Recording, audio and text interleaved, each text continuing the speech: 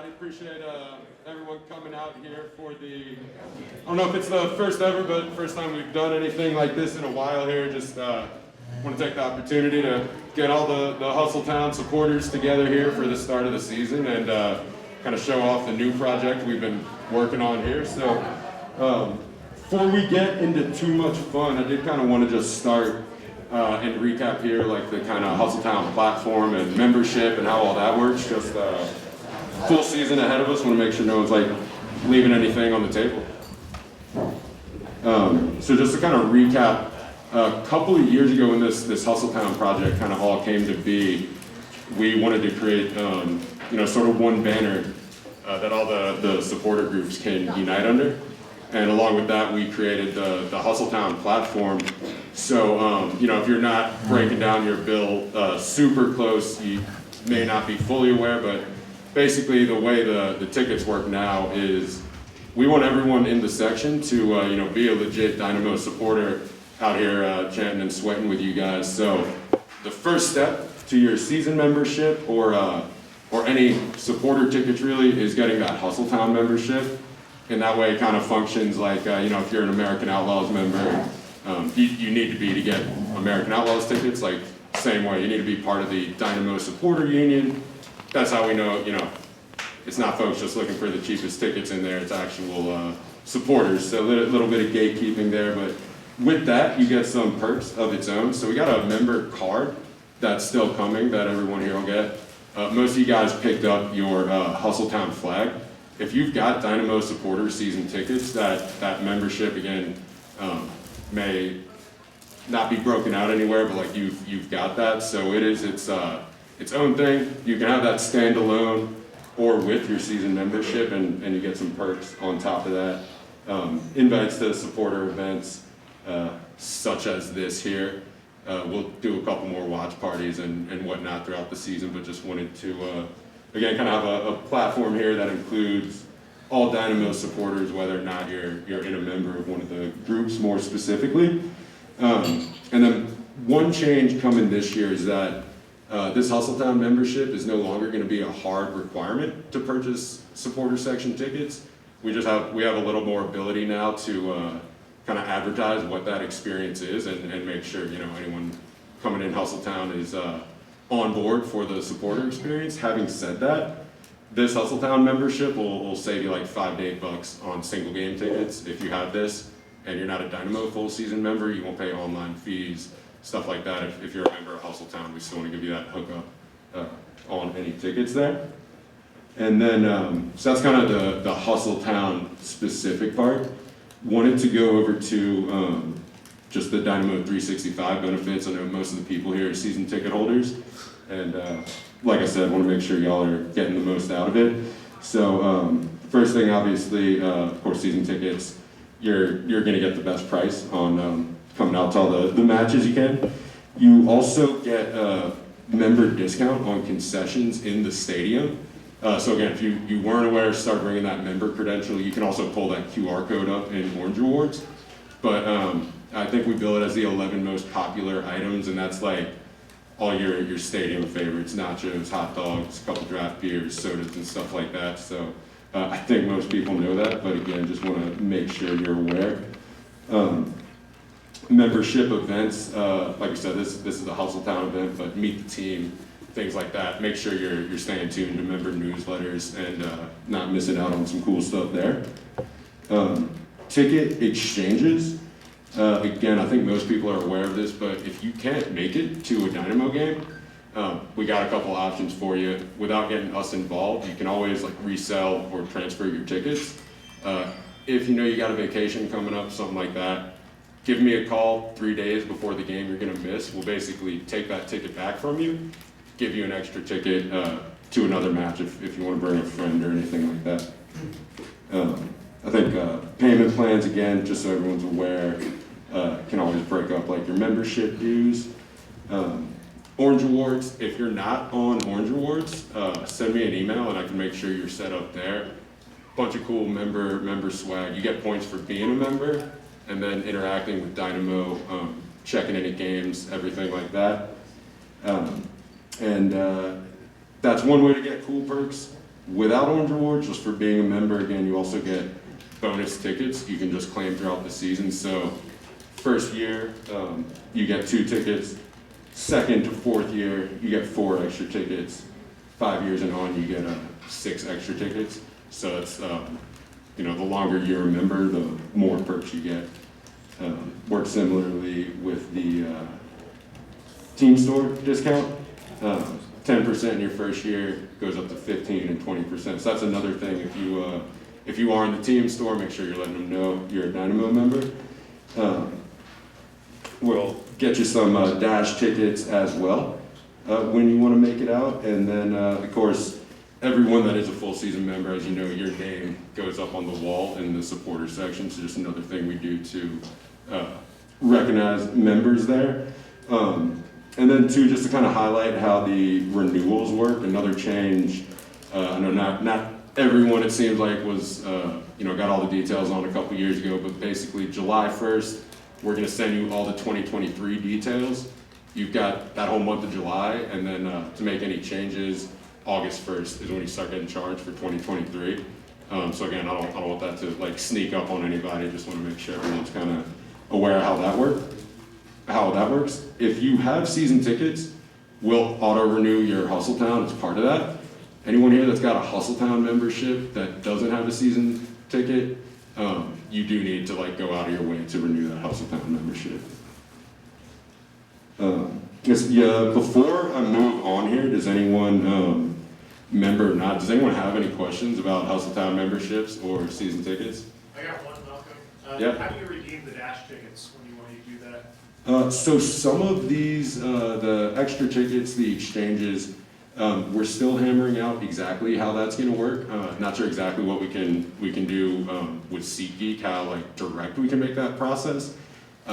Likely might be a link that we send out where you would just, hey, I'm Jake. Here's my email. Here's how many tickets I'm requesting, and then we'll send them.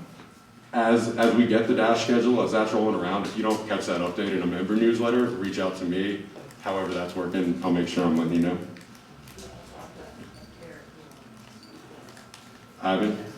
No, I know you want that season ticket. Got any questions? So, yeah, so here's the next part. If you get 2 seats, you can hook Daniel up with a jersey. So there's a jersey in it for Daniel. So just a reminder here, I know in years past we used to have a robust referral bonus system. We kind of went away from that. That is back. Another thing, just talking to members, seems like everyone might not be aware of. So pardon me really trying to push that, but do just want to let everyone know if you're bringing folks out to the supporter section and they're having a great time, make that referral instead of just them getting tickets on their own. As you can see, if you get as soon as you refer to season seats, you get a free jersey. As you refer more seats, you get more perks. So, like I said, Daniel wants that jersey, Ivan.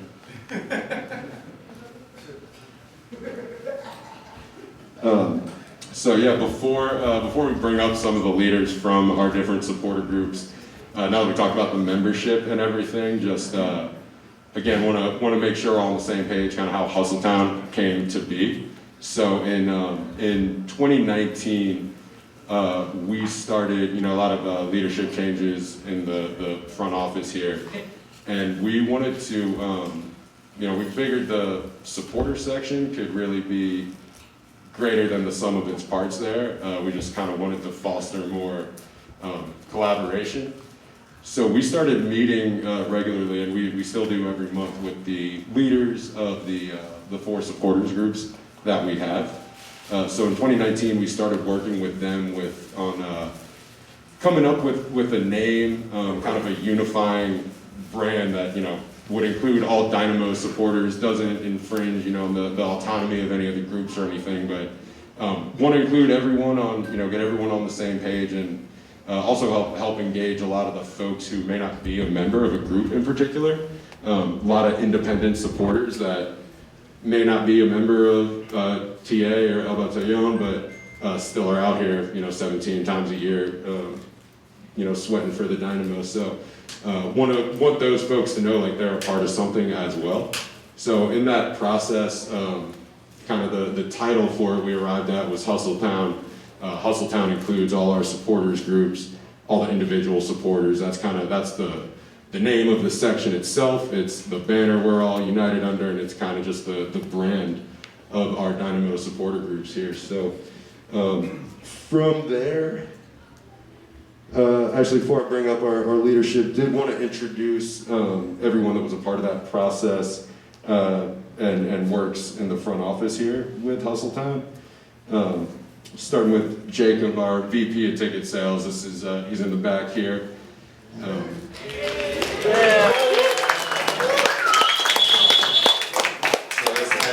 Deanna too. Want to recognize that. I didn't realize we'd be gracing your presence.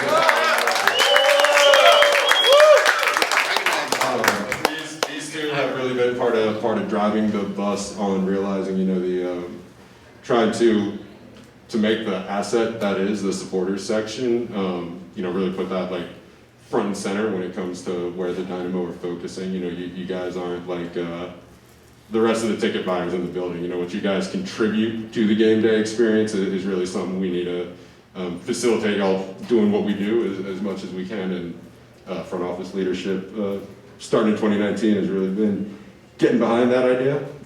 Newer addition, Alex Couch. She is our director, premium and member services. So that's my boss. Anyone that's got season tickets, she comes up with all those programs there. This guy here.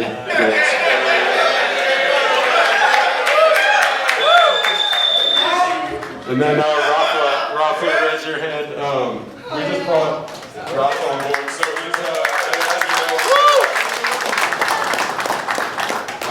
I kind of focus here, taking care of all our season ticket holders, making sure everyone's getting their benefits, what have you. Raphael's going to help me out here, kind of focusing on growing the base and just bringing more Hustle Town memberships and Hustle Town tickets into the fold here, helping fill that sucker up on game days. So now to introduce here our supporter groups, one of the original groups. EB, we got Manny Gutierrez and Daniel Lopez.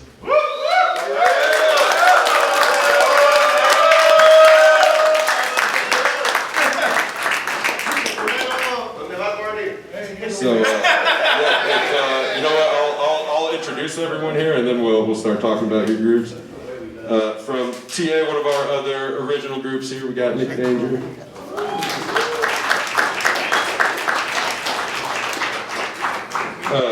The Surge, one of the more recent additions that kind of came online as Hustle Town launched there. Heading into 2020, we got Jeff Bonilla and Sergio Zalala. And last but not least, we got Arturo with Bandera Negra here. So yeah, I'll have you guys tell us a little bit here about each of your groups, where we can find you and what kind of things you guys get up to. Almost famous over there. It's good to see everybody out here today, man. It feels good to see this many Dynamo faithful out here together in these sort of events that your club's putting on. It's fucking dope. The fact that these events are being put on right now at the club is absolutely dope. Thank you and everybody for coming out. So I am Manny with El Batallón. This is Danny, who is also part of our leadership. He heads up the majority of what it is that we do musically. So El Batallón's been around essentially since day one, but we didn't officially fully organize and get a name and everything together until about October of that first season. In any case, any game that you'll find us for pre-gaming is at Texas Tailgate, which is just like caddy corner from Texas Avenue. And that's what we'll be for most away games and home games as well. We've been getting the question a lot on social media, which we are on social media. If you don't follow us, sometimes it's a little controversial, but Instagram and Twitter is probably our most active. We still do Facebook because we still have some older people in the group. as we're getting older. So, but we get a big question of like, how much does it cost to be part of the Batallón? And you know, I got us pondering. It's like I guess the answer is nothing. And absolutely everything you have to fucking give. So, so whatever it is that is like, we won't charge you any dues. It's always going to be by action and by what it is you do. That's how we pay into what it is we do. When we talk about community and family, we're really big on that. It's not just seeing each other on weekends. It's about getting involved in each other's lives. It's about, you know, being community. You know, there's a saying about like blood is thicker than water. Original saying is what it's like the blood of the womb is like the blood of the covenant is thicker than the water of the womb. Family you choose, right? And that's what we are. We're the family we choose. This team, this club, this city is what brought us together. Whether we were born here, whether we were brought here, or whether we were dragged here or running away from something, you know, we're not going anywhere. None of us. Most international city in the fucking world, or in the country at least. You know, this city has given us everything, and football is part of our identity and our passion, and that's what El Batallón tries to convey, and that's what we try to push forward with our passion, with the music and whatnot. Let me give it over to Danny because I'm talking too much.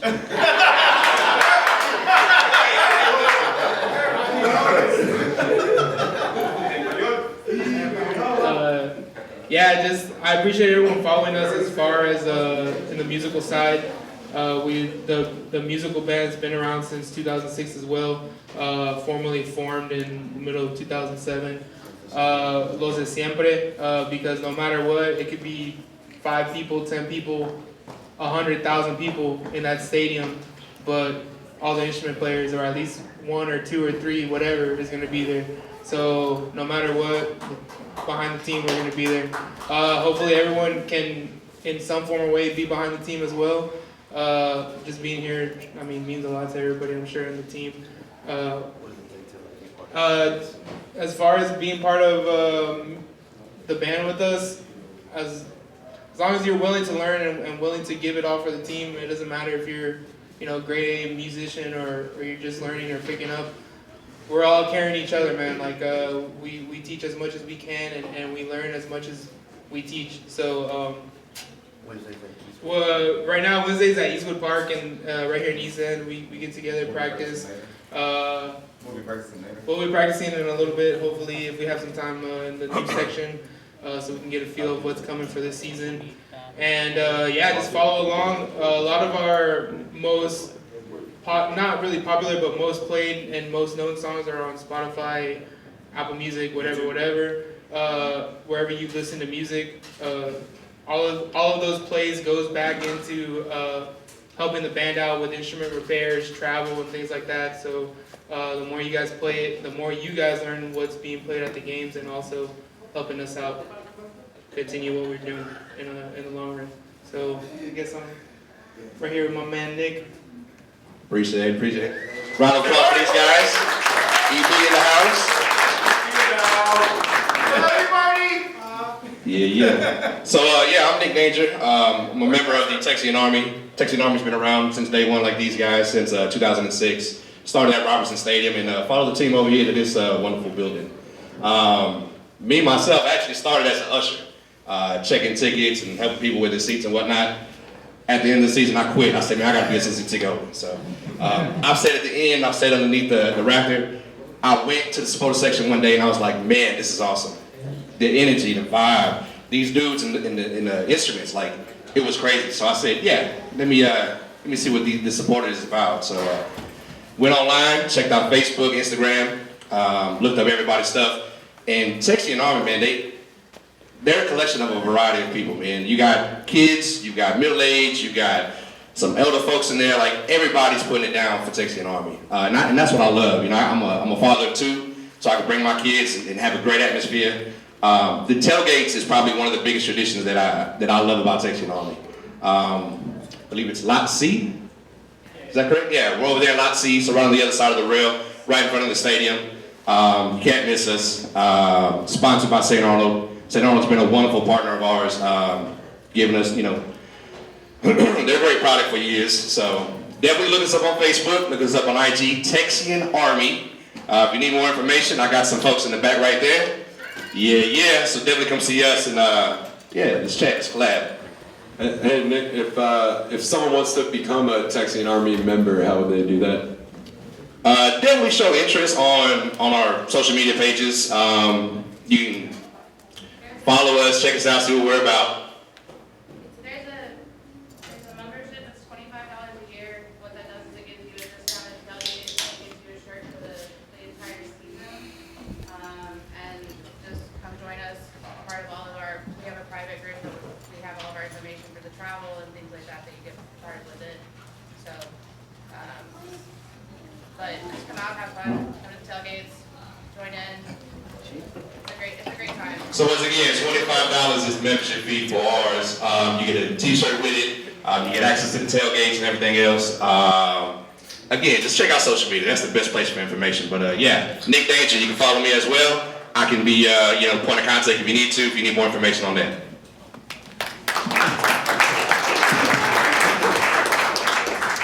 Hey, my name is Sergio Zelaya. I'm the president and co-founder of The Surge. This is Jeffrey Bonilla. First I want to say thank you to the Dynamo for having us. This is really cool seeing all these Dynamo fans come together and just under Hustle Town. And I want to talk about the origin story of The Surge. First of all, Jeff and I were cousins, if you don't know.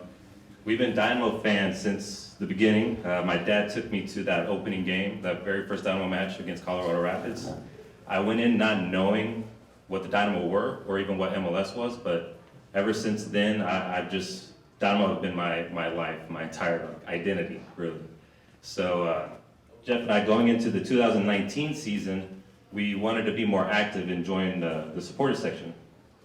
So we went to a couple of the pre-games of the groups that were there, and they were cool. We didn't have any bad experiences, but we felt like we needed something different, something that we could vibe with. And we ran into other people who felt that same way, so we were just hanging out throughout the entire 2019 season, and we joked about, starting our own group. And as we kept joking about it, it became more real. Until one day we just finally announced ourselves as The Surge on social media. Yeah, so that's the origin story of The Surge. You want to take over the rest? I'm Jeffrey, Vice President and founder, co-founder of The Surge. Like you said, it all went downhill from there after we joked about it over a couple of beers at Pitch 25. We've really built up a lot, and in the 3 years that we've founded The Surge, and bringing all the members together, going up, finally reaching, like last year, reaching around 100 members in our group. So it was a big thing to bring everybody together. We usually pregame at Pitch 25, and also all of our watch parties are always going to be either at Eureka Heights or at Pitch 25. Not sponsored.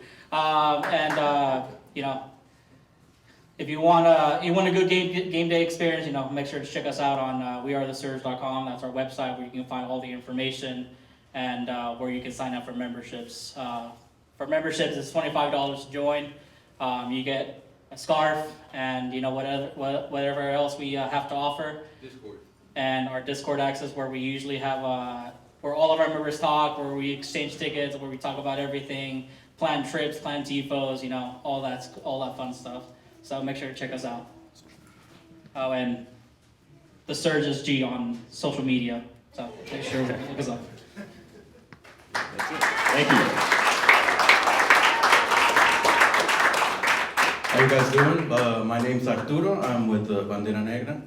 So our story goes back to 2008 and the other stadium that shall remain nameless. A couple of guys, we just started tailgating, but we did not formally form until 2013. So our main focus is tailgating.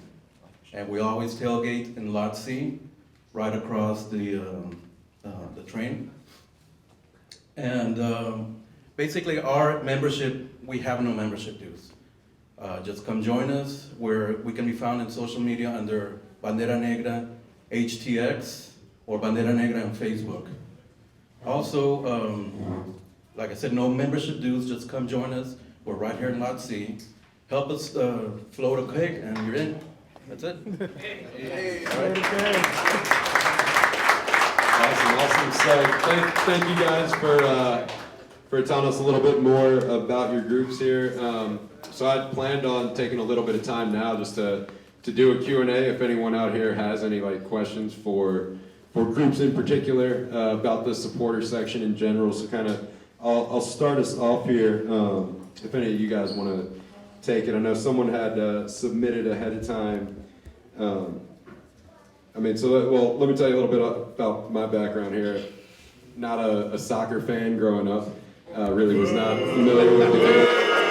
I don't know if you can tell looking at me, played a different kind of football, but as soon as I got out here,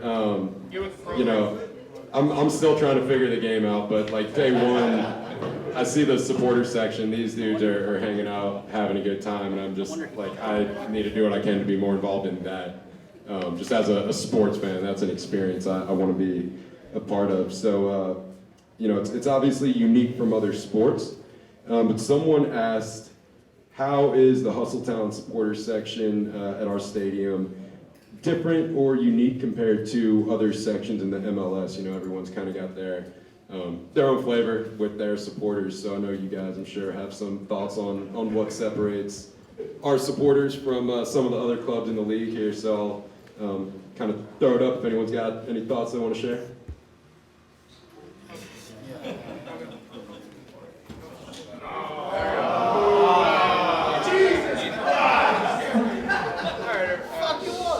It's on the middle. Chill. Alright, y'all can go home now. Just saved up from Manny. But what makes it about Tayon special, all the original members came from Latin American backgrounds, and coming together, missing the feeling of soccer, football from home, and having a team to finally support in our hometown just made us miss all the sensations, all the feelings of going to the stadium every weekend with your friends and getting together and drinking beer and having a good time and just having fun supporting your local team. So that's what makes us different, I guess, from all the other experiences in MLS, is because we try to bring what we felt growing up as kids, or growing up as youngsters from our hometowns and our home countries, and bringing that experience here to support our local team and doing what we do and giving it all to the club that represents the city we live in and the city we love and work for and gives us everything. So. Yeah, I kind of like to add on that. I think the melting pot that Houston is, right, is Bonnie was touching on, what the founders were of some of the groups, but at the end of the day, it was so many of us, the majority of us anyways, we're not Iroquois or Karanka or whatnot, we came from somewhere else in the world. And all of that kind of meshes into what Houston is. It's a difficult thing when you live in a city where 45% of the population is Latino based. There's some sort of roots, because so many grow up with their own teams. There's so many that are international, and even if you're not Latino, that comes from anywhere that are footballing countries, that you have the team of your fathers, and it's so. I think we're kind of like this, almost like an enemy in your own home, where we're constantly surrounded or having to try and show your value of what it is and what local football is. Am I talking too much, or are you gonna get cut off? Wrap it up. But I think that sort of sets us apart. That melting pot. Because honestly, the more that we travel, the more we realize how spoiled it is that we are in Houston. And when it comes to everything from culture, history, food, I'm that's what it is that we are, our identity. Houston is what makes us different. The city is what makes us different. The fact that we do what it is that we do is what makes us different. That's what separates us from anyone. I don't know, I've never stood in anybody else's section, so I can't tell you what they're like, but I know what the people of Houston are like. I know what all y'all are like, because it's I'm with you all day to day and talk to you, and we interact. So I think it's the city itself and who it is that we are and what we grow here, our convictions and what we hold dear is what sets us apart.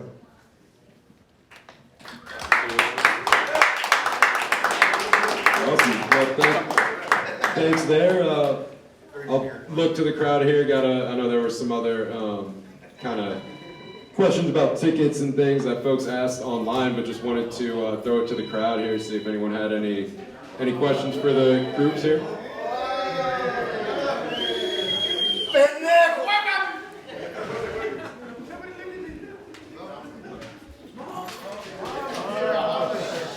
What was that? When are you gonna get to meet Ted Siegel? I guess we don't have anything on the calendar right now. He's honestly been super receptive and forthcoming.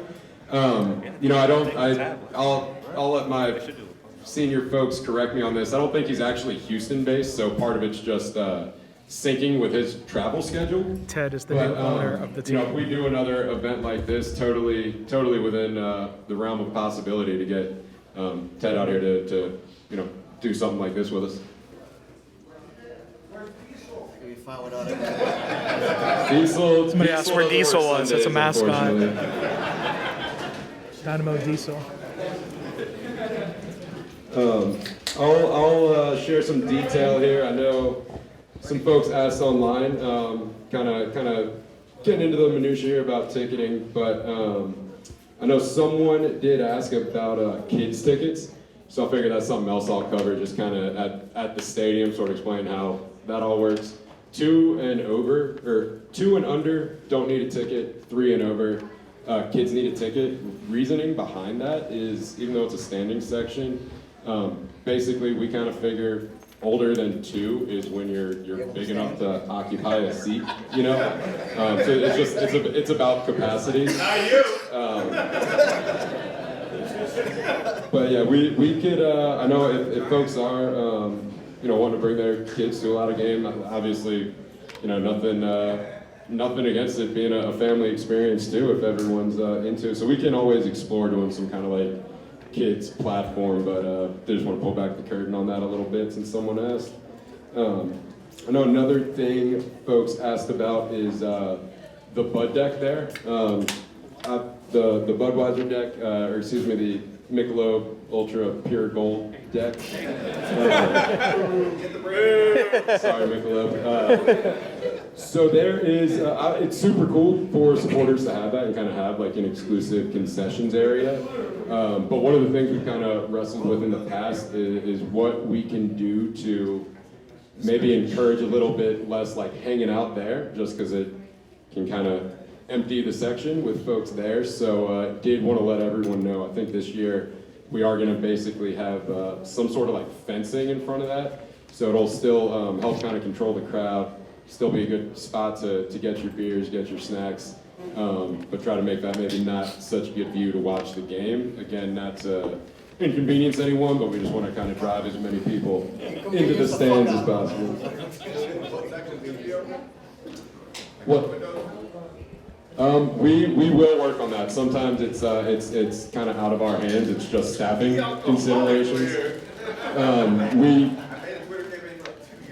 We do. I can tell you if the section's sold out every game, we will definitely have both windows open every game. So.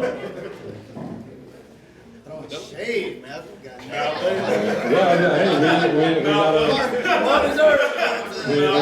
got a plan for the crowd that we get. So like I'm saying, you know, hey, if we sell out every game, we'll have that concession stand fully staffed. I know smoke bombs was a question there. There's been some like revision of league guidelines, so it looks like we actually may be able to bring smoke back as a goal celebration. We're working on that. We've ordered some smoke products to kind of test out in the section, so still hammering out the details there, but that is something it looks like we're going to be able to bring back for 2022. I know some folks have missed that in the past. None of those deadly streamers though, right? No, way too dangerous on the streamers. Thank God. That can hurt someone. So some other things here. No one asked, but I'll give y'all a quick announcement. So February 12th, as I'm sure most of y'all are aware, we'll be hosting a preseason match here. So want to keep driving home this announcement. All members are going to get their ticket to that match. And then before anyone else buys that ticket, we are working on something for supporters. you know, in the spirit of trying to grow the section here, basically going to have something like a link where Manny can go in and it's going to be bring a friend to the game. So, He has no friends. members will all get this link where he'll go in and say, hey, here's my member info. I'm Manny. Here's my account number. I want to get a ticket for Nick Danger. This is his email. And we would send whoever your guest is a ticket there. No cost. So again, if we just want to create a way for folks to, just bring more people out, experience what that Dynamo supporters section is like, and hopefully, like these guys, just kind of be in it for life from there. So, yeah. Good question. I know that we have a July 3rd game, not a July 4th, but y'all still planning a fireworks show? That will be a fireworks game. That's the July 4th weekend match. So that will be, Charlotte first inaugural season, their first visit to BBVA. So it'll be PNC. PNC, excuse me. Sponsor Jay Coleman. Is that like the same thing we were trying to do with 2020? Where we were trying to give like a ticket for... Yeah. So TBD on that. We are trying to work on a program like that for the season. Some more details forthcoming, but yeah, for sure for February 12th. Look out for that offer. We're working on putting that together. Yes. You read my mind, Jay. That was actually my next bullet point. I know some folks asked about how away travel works. Obviously, we got two big matches that aren't too far of a road trip in Austin and FC Dallas. So, They suck. Austin fans, huh? So those, I'm blanking on the dates off the top of my head. Austin is a Tuesday night, so I figured that, we'll see how things shape up, what kind of matchup that is. But I was actually going to kind of do a quick straw poll here. As far as Dallas and Austin, are folks in this room, can I ask who plans on going to Austin away? All right. We'll still fucking be there. So Austin will be Tuesday, July 12th. Dallas, someone at MLS scheduling was asleep at the switch, and they gave us a Saturday night game in Dallas. So if I can get another hand count here, who plans on going to that Dallas match? Let's believe it. All right. Good to know. Information about instruments. What events? Information about instruments going to those stadiums. Not just yet. Basically, the way it works is I kind of take the pulse here, see what our numbers are at. I'll be in touch with our Dallas folks, and we'll hammer out all those details there. I'm not aware of any sanctions or anything we're currently under, but we are not to toot our own horn. We're pretty cool hosts when it comes to away supporters. Kind of let folks do a lot. Not everyone is as gracious. Sometimes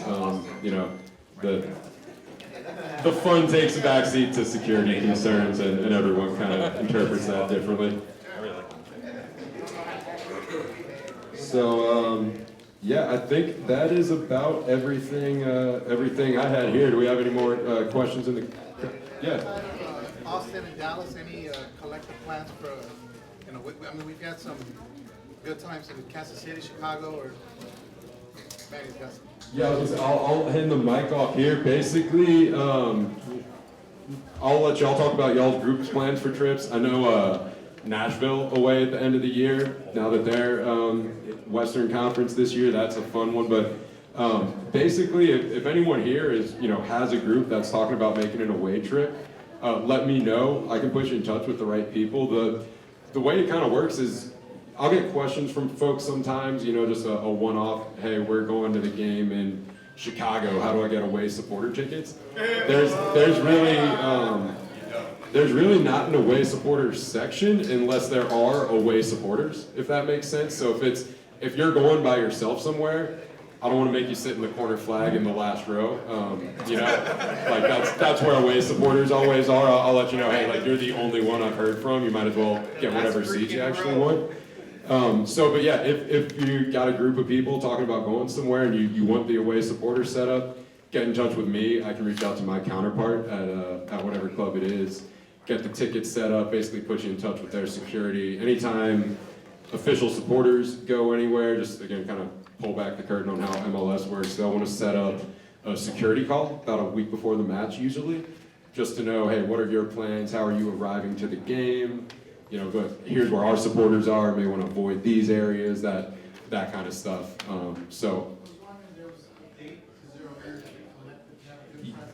yeah, so I was just giving the whole background here, but I'll kick it over to the groups in case let them know if they've got any trips planned.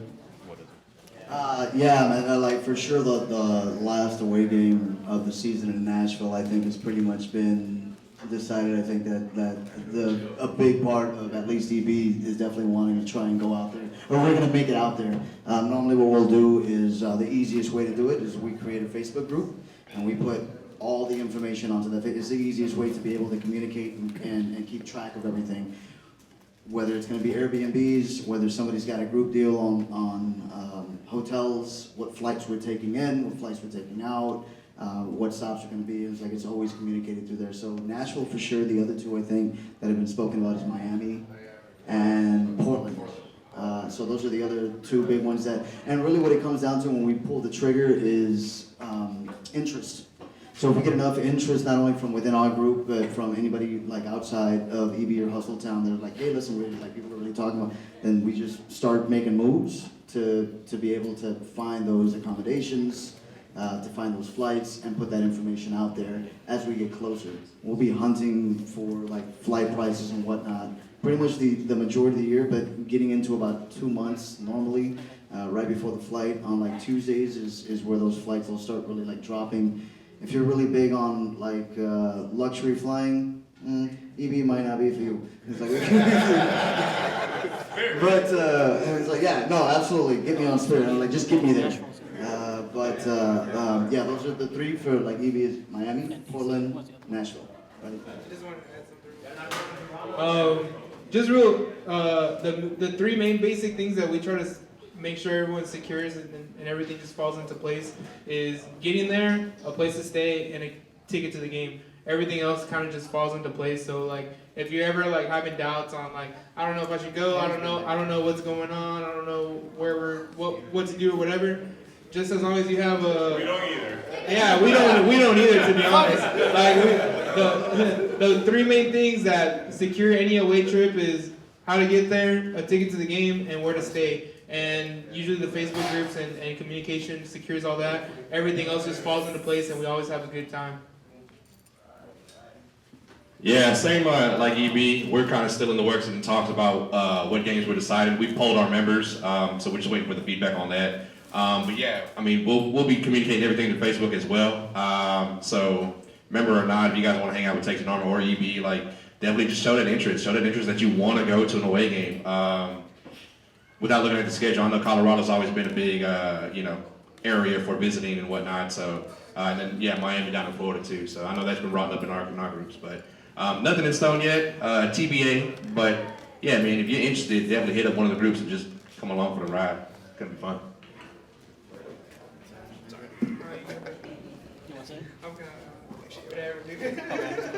Right now, we did poll our members too, and right now we are looking at like Colorado, Nashville for sure, and also DC is another one we've been looking at too. So those are all. Keep your head on a swivel in DC. Oh yeah. Colorado's #1, so if you're interested in going to Colorado, let us know. Right now, it's only Nashville is the only one we're talking about, so just TBA. Yeah, and like I said, if there's interest for any matches not listed here, you got a crew, just let me know and I'll put you in touch with whoever would take care of y'all at the away club. Cool. Any other questions here for supporter groups?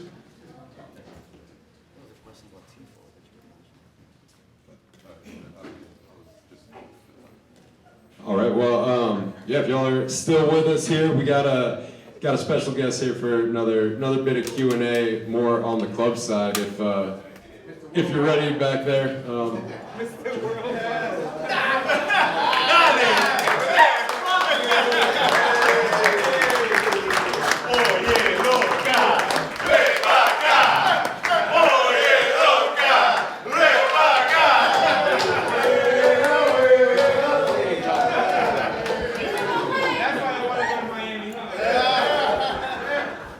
Hi, everybody.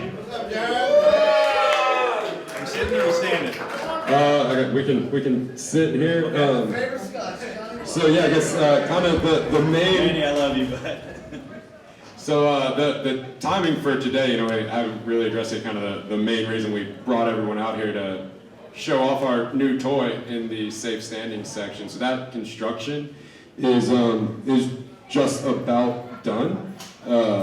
I know that's something supporters have been asking for a long time. So really wanted to just recognize, you know, I pointed some folks out at the start of that presentation, but club leadership I think has been really receptive and wanting to get ahead of supporter needs, and I think they knew that safe standing is something that is going to make our current supporters happy and really help us take it to the next level when it comes to just getting more people in the building. So John, obviously president of the club, works pretty closely with Ted Siegel, and he's been a big part of that. So want to introduce John here, and kind of off the bat, the question I had for you is just if you can tell us a little bit more about how the safe standing actually came to be, how we got the yes on that, and how we got here today unveiling it. Sure, thanks Malcolm. And before we get started, thanks everybody for being here this afternoon, and even more importantly, thank you for all that you do for the club as a supporter in Hustle Town. Whether you've been with us from the beginning or whether you're relatively new to Hustle Town, really makes a huge difference for the club to have your support. And I'd applaud you all for that. Thank you so much. Give yourselves a hand. Safe standing, yeah. So it's been a great 6 months having Ted on board as the new owner. He bought into the club at 70%, so he is the controlling owner. He calls the shots. And when he first arrived in Houston, we sat down and I went through all the things that we put on the table to try and do to this stadium to make it a better place and make it a better experience. And the first one I put on the list was safe standing. And he said, why don't we already have safe standing? And I said, well, it's been an expense that the previous ownership didn't want to spend, but it would certainly go a long way with our supporters. He said, done. That's how it went. It was that quick. And during his press conference when he was announced, he made that commitment, and it's going in out there, and it's because of you all, and it's because of the opportunity that we have. You know, we do things around the stadium to try and enhance the experience and make it a better place to watch. You know, not only matches, but other, we have shows and things like that. So there's real opportunity, we think, with the stadium. It's 10 years old. We're going to continue to put money into the stadium to make it, you know, as first class as it possibly can be. And then from a sales and marketing perspective, a lot of the folks, Deanna and Jacob and the folks that you've been introduced to, you know, it's kind of our job to go out and find season ticket holders and corporate sponsors to come and join the club. But I don't think there's any bigger opportunity for this club than this group right here growing. This group right here growing can make all the difference in the world. And again, we appreciate you being here.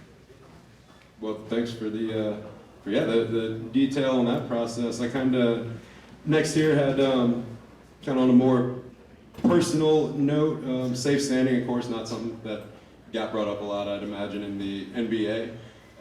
So I was just curious, you know, looking back over a couple years you've been here now, I'd say what's that transition been like from the running a basketball team to a soccer club here and some of the challenges? Well, I'm not going to make a mistake like you did and say that I wasn't a soccer fan when I was growing up, so I'm not going to say that. No, I mean, you know, from a blocking and tackling, sports marketing, sports management, and sports business, it's very similar. You know, selling tickets and sponsorships and putting on events and running a stadium. You know, the accounting and the legal and all that stuff's very similar to other professional sports, but soccer is so unique in several ways. The supporters being one of them, right? That is very unique.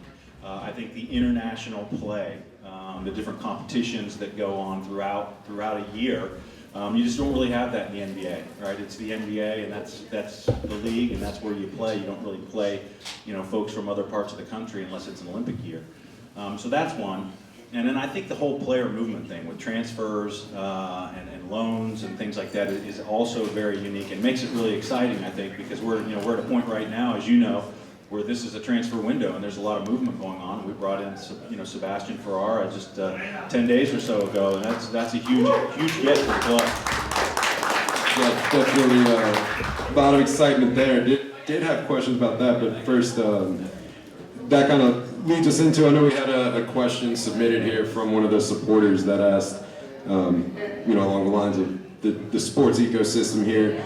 Does the Dynamo partner with any of the other pro sports teams in Houston, and what would those initiatives look like? Sure, great question. We're all friendly. We talk a good bit, just generally, just to get caught up and see if there's anything going on that we want to, kind of share or get involved with. I think this city has, over its history, has had several instances where the city needed to rally and come together, after a hurricane or a big storm. And I think when those things have happened, the teams have really gotten together and worked collectively to try and make the biggest impact that they can. So I think that's one way. Just a year and a half ago, after COVID first started, we did a PSA where we brought all of our mascots together, did a commercial about sort of social distancing and wearing masks and all those kinds of things. Really a public service announcement kind of thing. But then I think, we also, we entertain their folks over here. We bring their staff over here. They bring our staff over to Rockets games. And so we share in that way, I think, to kind of give ourselves a little bit of a respite from what it is that we do every day.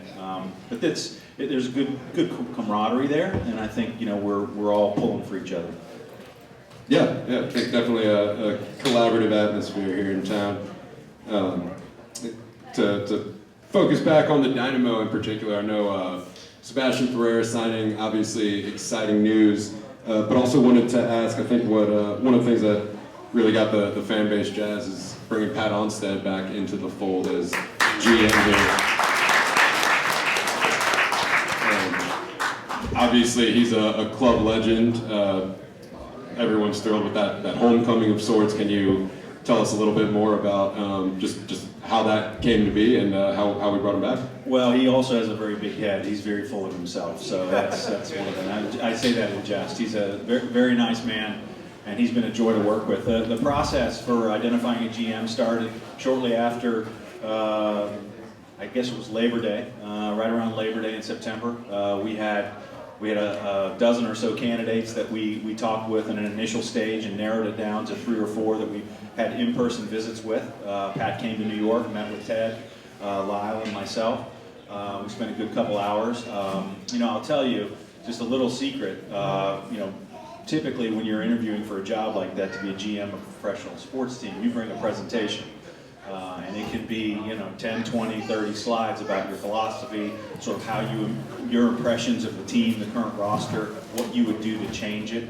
Pat's presentation was 80 slides, and it was so thoughtful and so deep, and we just kept listening, and it's like we went way over time. We had 2 hours scheduled. It was 3.5 hours or something like that.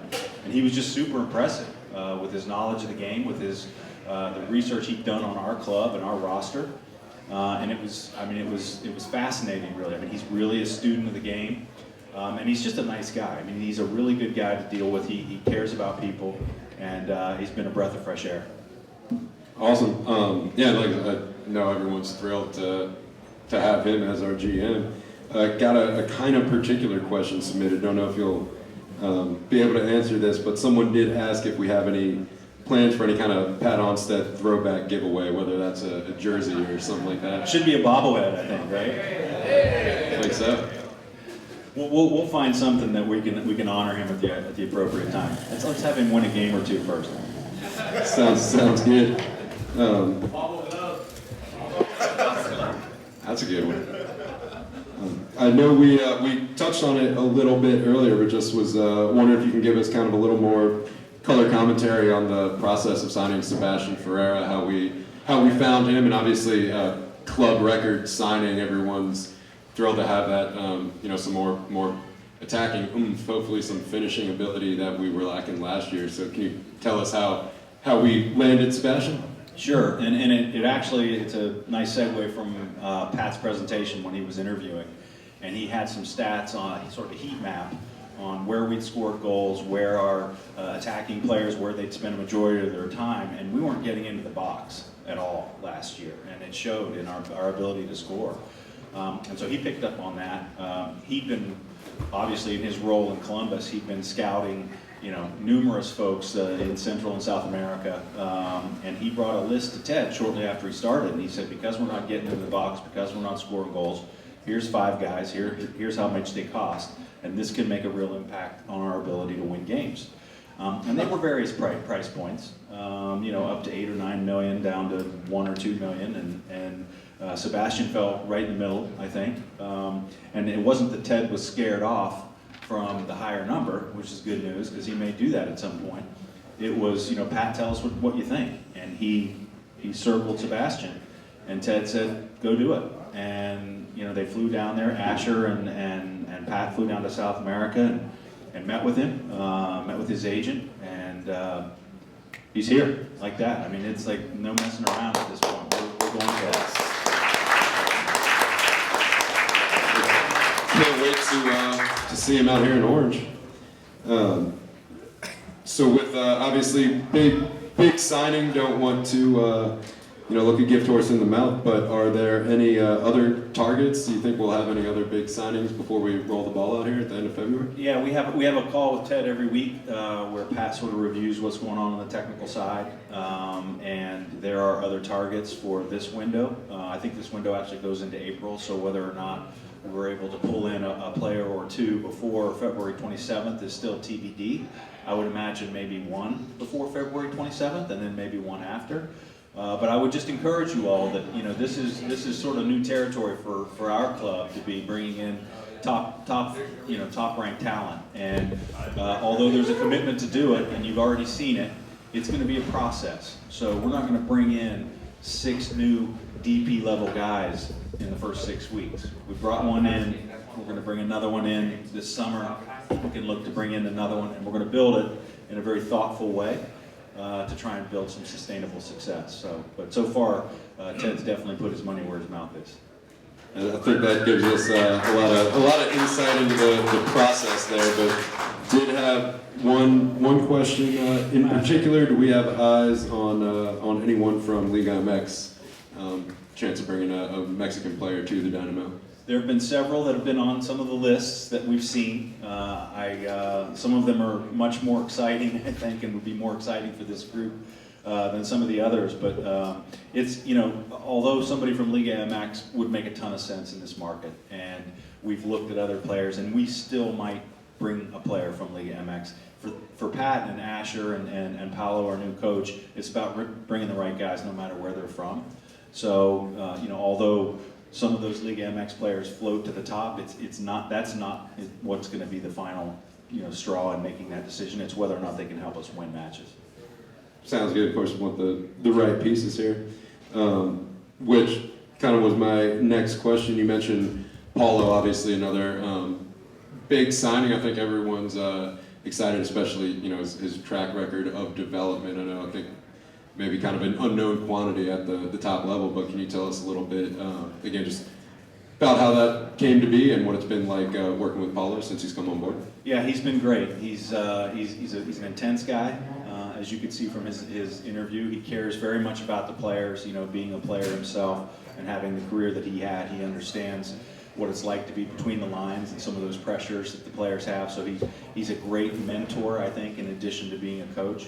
I've not spent a ton of time with him, just a little bit during the interview process, and a couple times I've been able to interact with him down at HSP. But Pat's impression is that he's world class. The folks at Kansas City called me as soon as we made the announcement and said, "Man, you got a good one there," which is good when you're hearing that from your counterparts. So I think big things are ahead. I think, you know, the other, you know, interesting thing about it, you know, him coaching the Sporting KC2 team, you know, we're introducing, MLS is introducing the U23s. I know that was one of the questions here. The U23s, and so we have Dynamo Dos that we're going to be introducing. We're going to be playing a lot of our matches down at Aviva at the rugby park, and it's a nice coincidence, not really a coincidence, but a nice coincidence that Paulo got his start coaching at that level and understands that and understands how you get young players into that sort of framework and gets them ready for the first team. And so I would imagine there will be a lot of interplay between players, like maybe Nico Lemoyne or something like that. He will play for the U23s for Dynamo Dos one weekend and maybe suiting up the next weekend with the Dynamo. And so to have that here in market, I think is a lot more conducive to development than what we had at RGV, where it's 3 hours away and it takes a little bit more time, especially during COVID. The RGV connection, although we enjoyed having that relationship, just the logistics of COVID testing and all those kinds of things during COVID have made it less conducive to us being able to get guys minutes that we needed to. But this U23 program that MLS Next Pro is the name of the league coming out of MLS now. It should be a real winner for us. Yeah, I think we're all excited for that. So that was kind of my next question there, is what adding the Dynamo 2 brings to the club. So from the club standpoint, of course, the development, great new asset. From the supporter aspect specifically, what is the club kind of expecting as far as supporter engagement with the Dynamo 2? Yeah, as I mentioned, we're going to be playing most of our games down at Aviva. We will, there'll be ticketed events. Tickets will be relatively inexpensive. MLS wants it to become something that fans can enjoy, the younger talent that's sort of migrating up into first teams. I would imagine some of those matches may be streamed, so you can actually watch them as a fan via some streaming device. We'll have beer. So it'll be good. It'll be fun, I think. It's a sort of kind of like, I don't want to say minor league baseball, but minor league baseball, right? Where you go out, you have some hot dogs, you have a cold beer, and watch some of the young kids play. Yeah, there you go. Yeah. Nice. Definitely excited for that season to get rolling as well. That's about all I had here as far as like pre-submitted questions. So I want to turn to the crowd here. I'll bring it. Scan this way. Victor had his hand up first. One of the topics that we just got done talking about before you had come up was about the away matches. And it seems to me this is 2 years in a row with Austin, we're getting midweek away matches, which I just want to know from a leadership perspective, is there any discussion from a scheduling with MLS to help the supporters in the derbies, the ones close, to help us get to those away matches? Because midweek matches just makes no sense to me for a derby. So does MLS even care about that? It's a great question, and I'm going to try not to dance around the answer. I don't really have a good answer. The league scheduling is driven primarily by broadcast and national broadcast, and then secondarily sort of travel schedule and game schedule and cadence, in order to compress this coming season into a format that gets our playoffs and our finals before the World Cup, which is going to be in November. They had to compress and actually add more midweek games this year, I think, than we've had in the previous couple seasons. So I think that might be part of it. To be perfectly honest, we're more concerned about getting more weekend dates here than getting weekend dates for Austin. I don't care if they have any weekend dates at all. But for you all, I get it. And usually when we get the schedule, we get the opportunity to go back to them. They give us a draft. We get the opportunity to go back and raise 1 or 2 or 3 issues. And typically 1 or 2 of those are based on the travel schedule for the team in terms of flying to San Jose and turning around and flying to Cincinnati, something like that, which makes it really tough on their legs. So we complain about that kind of stuff. And then generally it's a home game where we'll want something moved from a weekday to a weekend. But we don't really get a lot of input into where the games on the road fall on the calendar. We really don't. I'm willing to bitch about it because, why not? It's something we would Yeah, care about. no, understood. I would assume most people would rather travel the weekend, enjoy the weekend in the city. It would help. You think Austin would want that as well. Great perspective. I appreciate that. Deanna, let's put that on our bitch list next time. I've got a question. Yeah, I just am wondering about the U.S. Open Cup. I know that's a ways away, but one of the most fun times I've had was I think it was the quarterfinal against LAFC here. And hosting the games really gave us a good advantage in that cup. I remember like many years ago, they used to play them on the practice field at U of H, and it was very disappointing. So the team going to take that cup seriously and bid for those home games this year? We have, and I don't think the schedule's come out. The schedule hasn't come out yet, right, Jacob? It's kind of a weird schedule. So the way it's going to work round. this year is, I think, depending upon where you fell in the standings last year, you come in at a different round. And we always, just so you know, we always raise our hand and say we want to host. We always do. It's one of the things that we do. And I think we've had some good luck with that since I've been here in the 3 years. Although we didn't have U.S. Open Cup last year because of COVID, but in the prior 2 years we did. We had home matches here, so fingers crossed on that one. We always bid for it though. Hey John, my question was more towards the big deal we signed with Fubo. Where that money is going to get allocated towards? Will it be towards the stadium, players, mix of both? That's just what I was thinking. That's a great question. I'm not sure that the money is necessarily earmarked directly for one or two sort of initiatives. I can tell you we had to pay a pretty penny for Sebastian, so it's about half of it right there. No, I mean, it's a really interesting deal. You know, sports betting is something that's really catching on here in the United States. There are over 30 states right now where you can pull out your phone and get on DraftKings or FanDuel or Fubo and actually place a bet on anything in the world. Texas is not one of those yet. The next legislative session will be 2023, and it'll be our hope that at that point it'll be approved, and so maybe by 2024 you'll be able to make a bet while you're here at a match. In the meantime, we're going to be focused on Fubo TV, which is their streaming service. So this coming season, and you may have seen on the training kit, it's about Fubo TV. They're going to have a gate out here just on the northeast side over here by where you guys sit. And so we'll be promoting Fubo TV initially, but once it gets approved in the legislature, we'll convert that. And it's good money. It's a really good deal.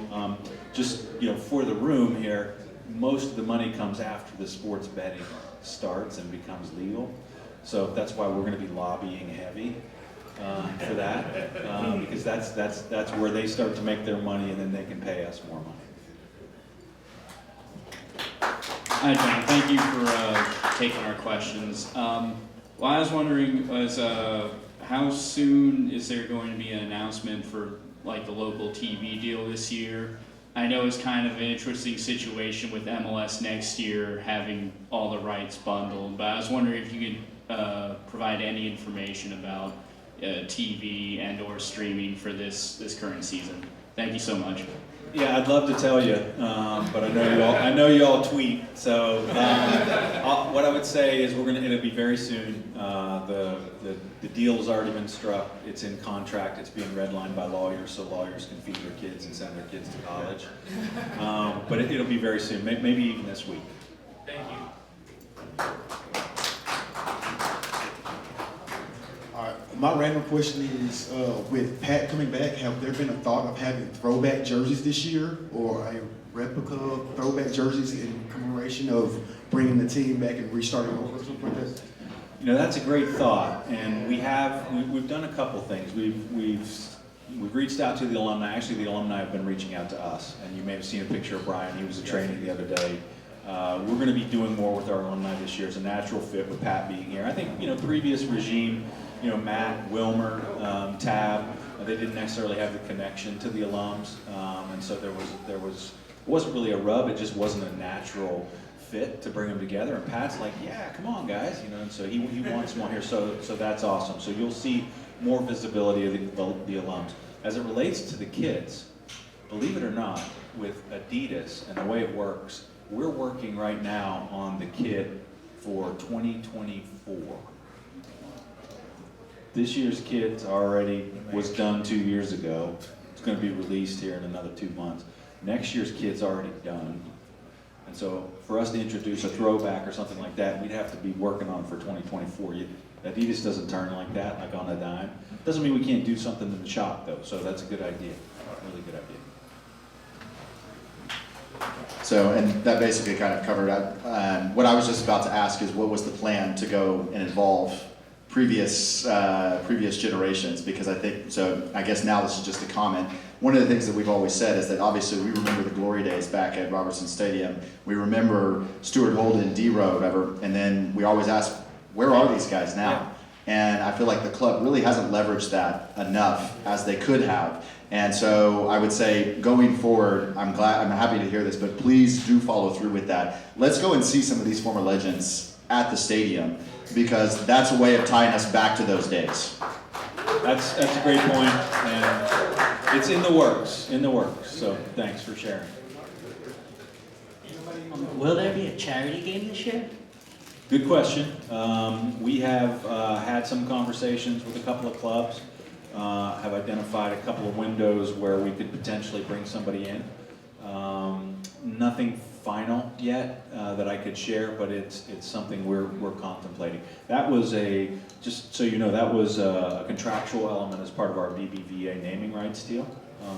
And in the BBVA deal, they had a game that they could have put their name on as the Dynamo Charities Cup, and then they did a lot of stuff in the community around it.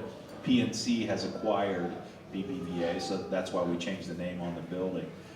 And PNC has that asset now. So we're kind of following their lead too as to whether or not they want to continue to do it. But we're always looking to bring in, other matches to kind of spice it up for you all in addition to US Open Cup. It's funny when you have the conversation with Pat and Paulo and you're like, hey, we got a FIFA window in March, we could potentially bring in a Liga MX club, and it's like,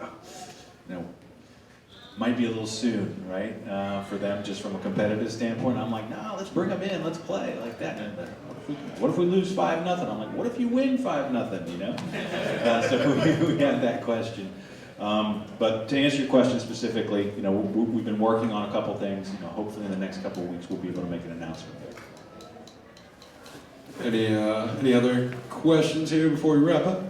Let's get the last one. Oh, two more and then we'll wrap up here. Hey John, thanks again for taking the questions. You Just bet. wondering, any plans on a potential Dynamo Charities fire sale this year? That's a great question, and I don't have a good answer for you there. I know that we have a lot of gear that has the old logos on it. We don't have a lot of gear with the new logos on it, but I'm not sure what the plan is. Deanna, do you know whether we have one scheduled? Fire sale.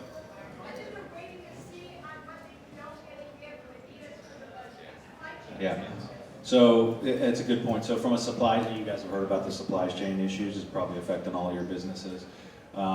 We may have goalies where last year's goalie jerseys start when we start the season, because the new ones may not get here in time. So I think to Deanna's point, I think we're holding on to as much stuff as we can in the event that the new stuff trickles in.